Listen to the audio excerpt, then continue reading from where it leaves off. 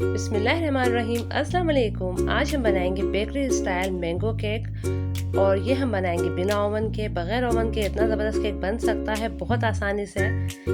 इसे जानने के लिए आप पूरी वीडियो देखिए कि मैंने इस केक को कैसा बनाया है। और आप देख सकते हैं कि केक हमारा कितना स्पंजी और कितना ज़बरदस्त है और बिल्कुल बेकरी स्टाइल लग रहा है। तो चलिए देखते हैं इसे बनाने के लिए क्या क्या चीज़ें चाहिए होंगी। 8 अंडों की सफ़ेदी और जर्दी को मैंने अलग अलग कर लिया है।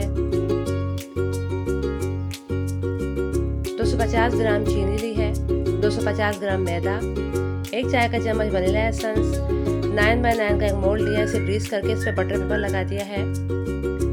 ये इसकी सिंपल से स्पंज के इंग्रेडिएंट्स है। अब सबसे पहले एक वाइट को और चीनी को अच्छी तरह से बीट करेंगे। चीनी थोड़ी थोड़ी करके डालनी है और फिर आपने इसे तकरीबन 5 मिनट अच्छी तरह बीट करना है कि एक वाइट हमारी बिल्कुल फोमी स्टाइल में हो जाए। आप देखिए बिल्कुल फोमी सी हो चुकी है।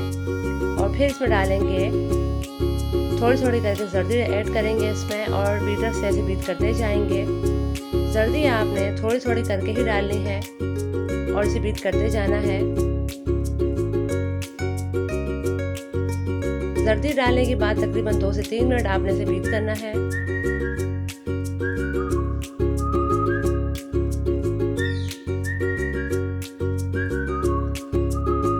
और जब जर्दी अच्छी तरह बीट हो जाए तो इसमें थोड़ा थोड़ा करके मैदा डालते जाना है और स्पैचुला की मदद से इसे मिक्स करते जाना है।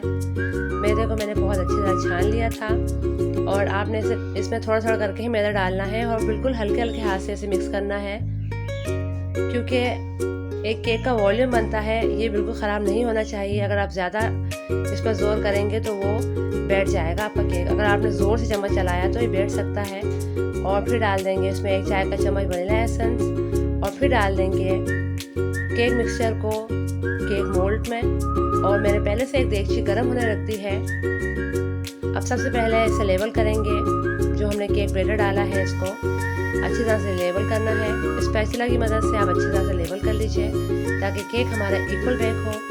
और आप देख सकते हैं मैंने एक देगची में एक स्टैंड रख दिया है और उसके कवर कर दिया है। इसके लिड को मैंने फॉइल से अब सेंटर में रख देंगे केक मोल्ड को और तकरीबन 35 मिनट इसे बेक करेंगे बिल्कुल लो फ्लेम पर। याद रहे कि आपने जो लिड यहाँ यूज़ करें वहाँ पर हीट बाहर नहीं आनी चाहिए। 35 मिनट में आप देख सकते हैं हमारा केक बहुत अच्छी तरह से बेक हो चुका है और केक ने जो है साइड छोड़ दिए हैं। अब इसे कूलिंग रैक पर निकाल लेंगे। आप चाहें तो इस केक की आप 3 लेयर काट लें। मैं इस पर 2 ही लेयर काटूंगी इस केक की। और उसके बाद बटर पेपर जो है आप रिमूव कर दीजिए और इस केक के स्पंज को अच्छी तरह काट लें और उसके बाद इसे खूब अच्छी तरह ठंडा कर लीजिएगा। गरम केक में आइसिंग नहीं करनी, इसे बहुत अच्छी तरह ठंडा करना है। केक स्पंज को कूलिंग रैक पर रखा रहने दें।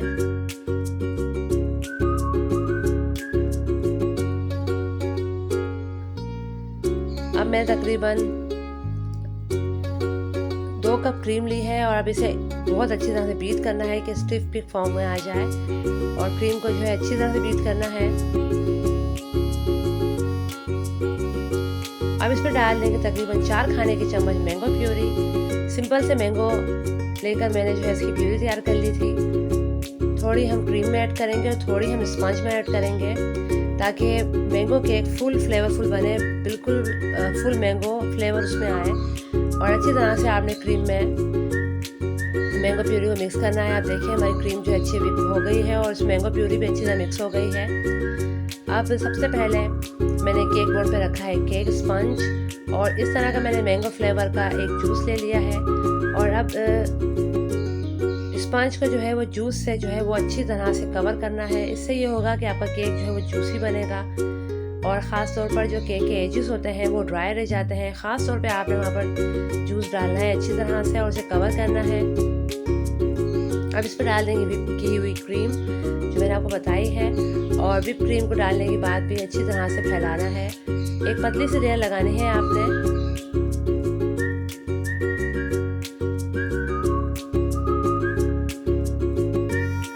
और इसके बाद इसमें मैंने मैंगो प्यूरी जो मैंने रखी थी बना के थोड़ी सी मैंने इसमें ऐड कर दी। तकरीबन 1/3 कप के करीब ये है। 1/3 कप मैंगो प्यूरी है और इसे अच्छी तरह से केक पर फैलाना है। और अब जो है मैंगो चंक्स इसमें डाल देंगे। तो बिल्कुल बारीक कटे हुए मैंगो चंक्स हैं और आपने इसे भी अच्छी तरह स्पंज पे फैलाना है। और फिर इस पर लगाएंगे दूसरी लेयर और अच्छी तरह सेट कर लेंगे। अब दूसरी लेयर पर भी हम अच्छी तरह से जूस को फैलाएंगे। जूस डालने का मकसद ये होता है कि केक जो है वो सॉफ्ट और जूसी बने। आप चाहें तो यहाँ पर आप शुगर सिरप भी इस्तेमाल कर सकते हैं। और फिर डाल देंगे उस पर व्हिप की हुई क्रीम और अब अच्छी तरह से केक को फिनिशिंग देंगे। क्रीम लगा के आपने इसको अच्छी तरह फिनिशिंग देनी है। याद रहे जब आप क्रीम को व्हिप करें तो वो अच्छी तरह चिल्ड होनी चाहिए और गर्म क्रीम नहीं होनी चाहिए। बिल्कुल ठंडी होगी तो ये अच्छी तरह व्हिप हो जाएगी। और इस तरह से केक को जो है अच्छी तरह से आपने क्रीम से कवर करना है और एक अच्छी सी फिनिशिंग लेकर आनी है। ये काम थोड़ा मेहनत तलब है मगर बहुत जल्दी हो जाता है। अब मेरे केक में अच्छी फिनिशिंग आ गई है तो मैंने केक कॉम से साइड पर जो है इस तरह लाइनें लगाना शुरू कर दी हैं। अगर आपके पास केक कॉम नहीं है तो आप यहाँ पर किसी कांटे का छुरी का इस्तेमाल भी कर सकते हैं।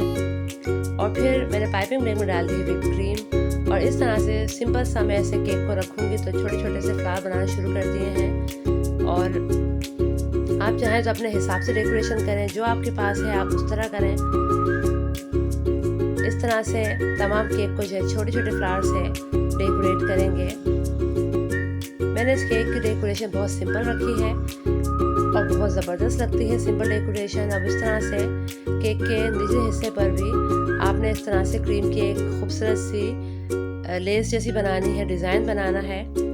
और अब मेरे पास चेरी रखी हुई थी तो मैं इस केक पर चेरी को भी डेकोरेट कर दूंगी ताकि केक मज़ीद खूबसूरत लगे। और अब इसके सेंटर पे डाल देंगे मैंगो चंक्स। सिंपल सा है ये और आपने इसे बनाना है, बहुत ज़बरदस्त बनेगा इंशाल्लाह। और इस तरह से मैंगो चंक्स जो है वो अच्छी तरह से आपने इसके कवर करना है केक के ऊपर। और अब इसे खूब ठंडा कीजिएगा 4 से 5 घंटे और फिर सर्व कीजिएगा।